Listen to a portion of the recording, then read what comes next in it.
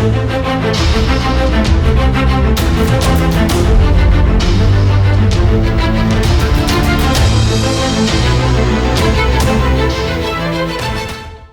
morning.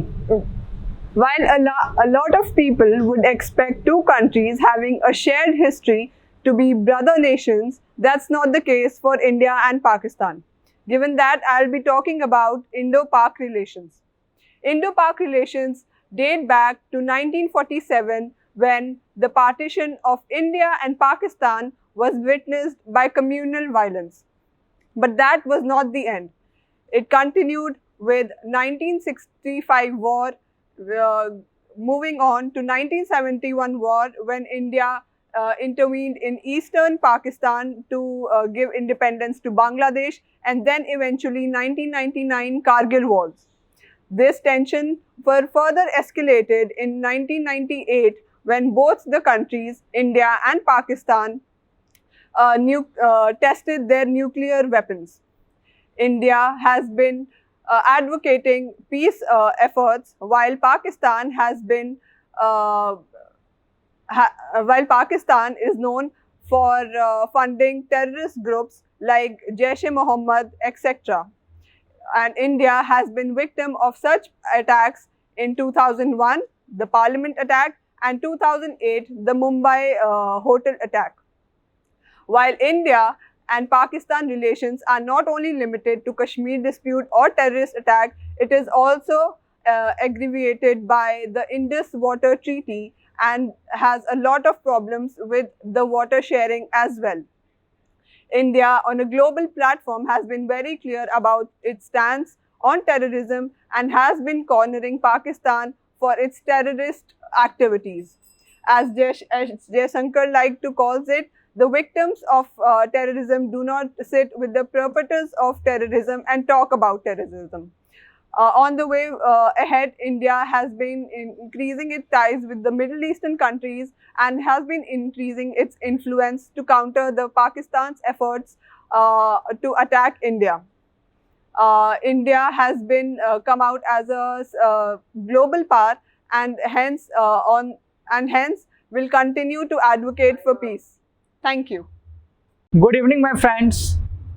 Today, the lecture topic is One Nation and One Election. So, first of all, I will tell what is One Nation and One Election. It is the plan for conducting parliament election and a state assembly election together. So, it is so beneficial for our country. It can reduce the cost of our election by rupees 4,500 crore.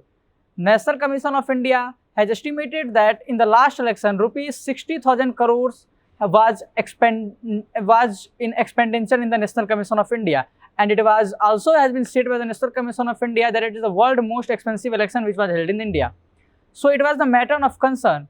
It is not a new thing. It has been practiced between 1952 and 1967 in India, and due to several reasons in 1970 it has not been continued in India. But today and from the last many years, it is also been used. It has been discussed also in the parliament, but there is no further actions took place.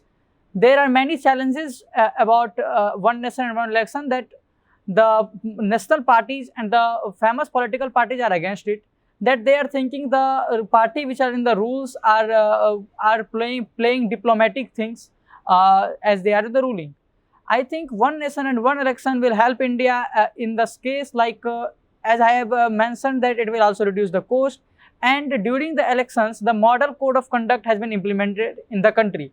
As during parliament, the duration of model code of conduct is 2.5 years, and during a state assembly, the model code of conduct has been 1 and 5 months. So if the election will conduct separately, then the duration of model code of conduct will become 4 months. So if we held together, then the duration of the model code of conduct has been only 2 months. So the government and also the officers on the duties in the elections will work